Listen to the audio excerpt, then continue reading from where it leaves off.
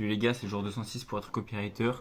Je sors d'une méditation, j'étais pas censé tourner cette vidéo, mais j'ai eu comme un déclic. Donc dans cette vidéo, je vais t'expliquer pourquoi tu ne devrais pas écouter tout ce que tu vois sur les réseaux, pourquoi je vais reprendre les études et pourquoi j'ai fait une pause de un mois sur mes vidéos. Donc tout d'abord, si j'ai fait une pause d'un mois à peu près, c'est simplement parce qu'il y a un concept que j'ai trop négligé durant ce défi. C'est le concept du lâcher prise. En fait, pour atteindre un certain résultat financier, il est important de lâcher prise, notamment en vente. Et en fait, c'est ce qui bloquait chez moi. J'avais des grosses lacunes en vente, j'arrivais à booker des appels, mais j'arrivais pas à conclure avec mes clients. Pour de nombreuses raisons, mais au bout d'un moment, en fait, la raison principale, c'était juste parce que j'arrivais pas à lâcher prise sur la situation. Et en fait, j'avais pas la bonne énergie, parce que je me mettais trop la pression, et ça se ressentait en fait, et naturellement, j'attirais pas à moi des bons prospects, et j'arrivais pas à closer parce que je vibrais pas à la bonne fréquence. Et le fait de lâcher prise comme ça, ce que j'ai fait pendant un mois, ça m'a permis réellement d'avoir des vrais résultats pour la première fois. Donc comme je t'ai dit, j'ai vraiment lâché prise, j'ai arrêté les vidéos, et en fait, arrêter de tourner ces vidéos-là pendant un mois, ça m'a permis de relâcher une certaine pression, et j'ai essayé de me conditionner en me disant, en fait, j'ai déjà tout. De me retirer une certaine pression, et en fait, juste travailler par pur plaisir, parce que c'est ce que je fais de base. Je kiffe faire du copywriting. Et je me suis dit, bon, en fait, l'objectif là, c'est juste de me faire kiffer. C'est juste de trouver des clients parce que j'aime faire de la vente. Et j'ai totalement changé de mentalité. Et déjà, c'est contraire en fait à ce que tu vois sur YouTube par rapport à tous les mecs comme Andrew Tate, Dave Goggins qui te disent d'aller à fond, de te mettre la pression, de ne pas voir tes parents d'y aller à fond. Alors, il y a une part de vérité là-dedans parce que forcément, tu dois forcément te bouger le cul au bout d'un moment. Mais c'est ultra nocif en fait comme message quand tu prends du recul. Parce que moi, de un, je niquais ma santé, j'ai failli faire un burn-out. Et de 2, bah, à cause de ça, j'avais pas de résultats. Donc, comme je t'ai dit, j'ai eu des résultats en lâchant prise. J'ai réussi à signer mes deux vrais premiers clients, long terme. Donc, j'ai pas forcément fait de vidéo sur le moment parce que, comme je t'ai dit, j'étais en lâcher prise. Et voilà. Mais là, c'est officiel, j'ai signé mes deux premiers clients. Alors, en fait, c'est pas des clients à étiquette directe, mais au bout d'un moment, quand t'as pas d'études de cas avec des vrais gros clients, t'es obligé de passer par là, par du pourcentage. Donc, ok, c'est du pourcentage, mais c'est sous contrat. Et ils m'ont versé un peu d'acompte, donc des sommes ridicules, hein, mais ça reste des petits acomptes qui montrent un peu leur engagement et qui créent un peu du coup un climat de confiance, sachant qu'ils ont signé des contrats également. Donc, alors, il y en a un des deux clients qui est plus intéressant que l'autre. Il y a un client où c'est un coach en bourse qui débute un peu, mais vu qu'il y a vraiment un extrêmement bon feeling entre nous, ça, je regrette pas d'avoir signé avec lui et c'est toujours un mec sur le côté. Par contre, le deuxième client, c'est un client vraiment intéressant parce que c'est une société de trading algorithmique en collaboration avec HEC Montréal.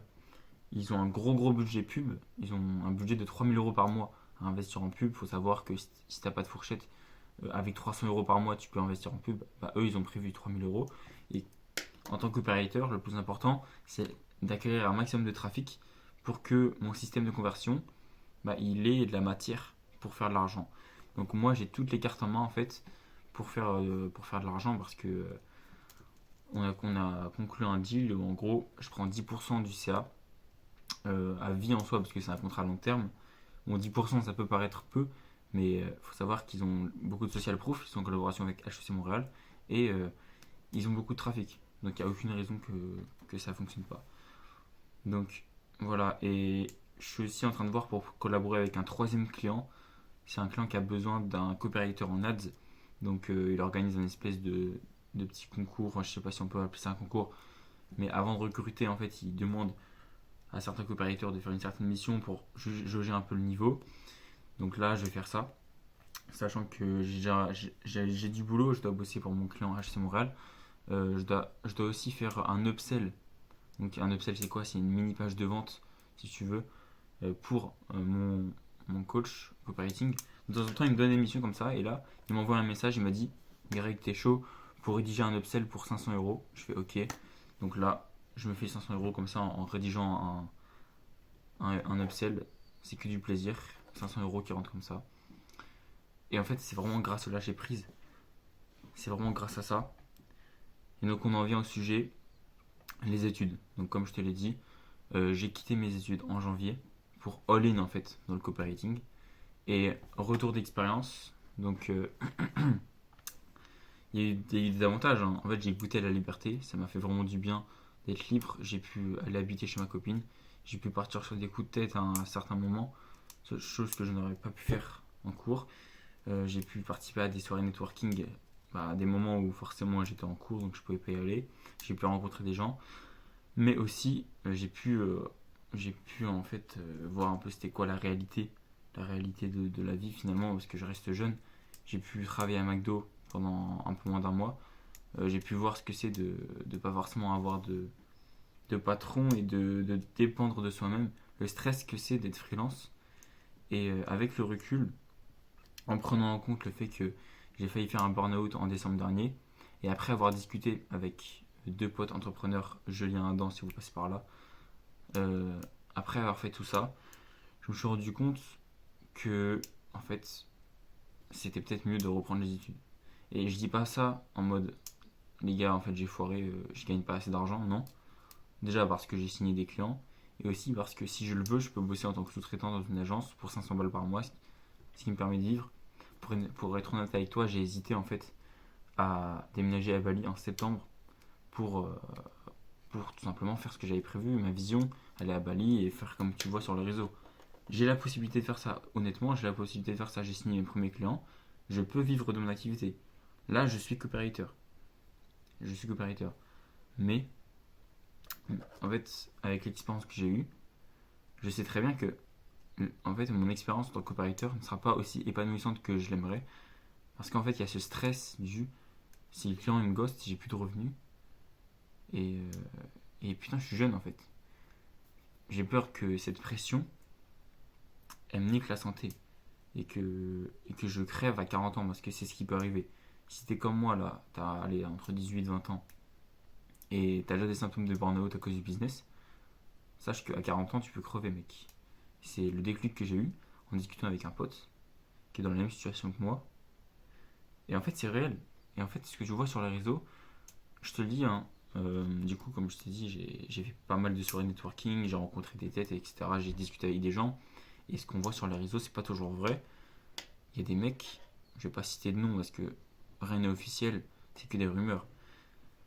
Mais t'as des mecs qui ont du culot, t'imagines même pas à quel point en fait. T'as des mecs, ils se disent multimillionnaires alors qu'ils vivent chez leurs parents et enfin, c'est des trucs de fou. Donc il y a aussi un truc que j'ai appris, c'est qu'il faut pas se comparer aux gens sur les réseaux, même si tu peux t'inspirer d'eux, parce que il n'y a pas que des conneries, tu vois. Là, je suis vraiment coopérateur. Là, j'ai vraiment des clients. Je vais vraiment recevoir 500 balles pour un upsell.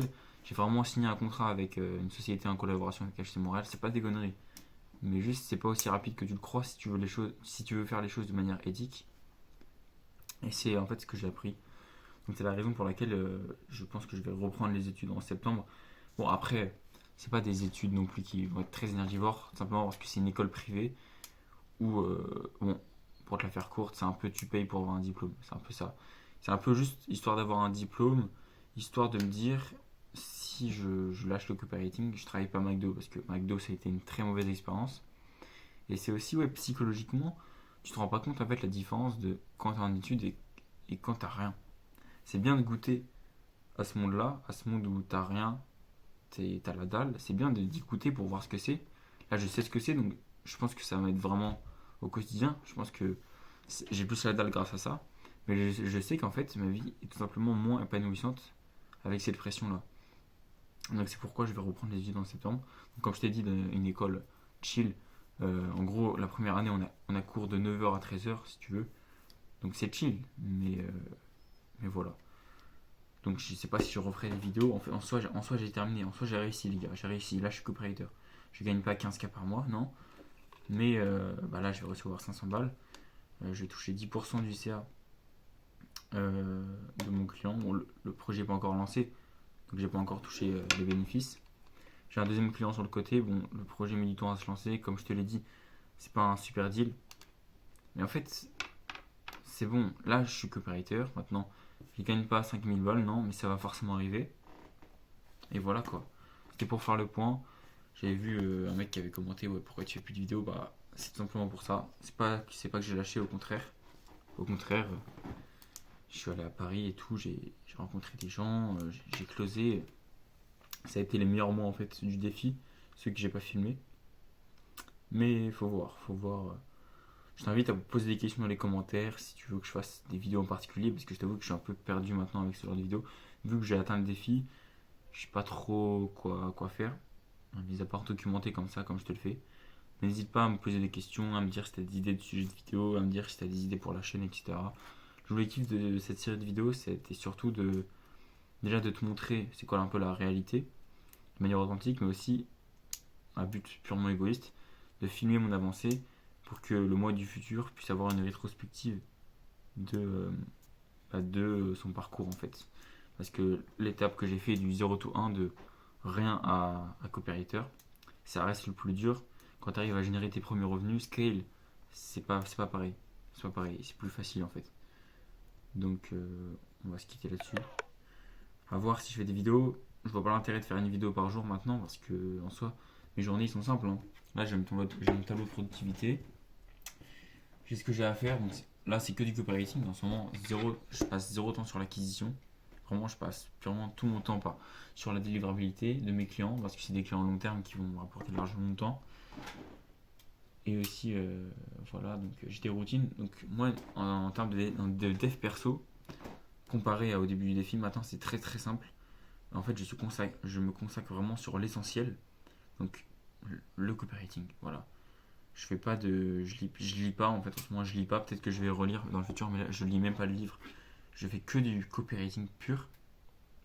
Et juste, ce que je garde pour maintenir un certain cadre, c'est une séance de sport par jour de boxe et 20 minutes de méditation le matin et 20 minutes de méditation le soir. Donc voilà, voilà pour faire le point. On en est là. J'ai assez parlé, je pense. 12 minutes de vidéo. Ciao, ciao.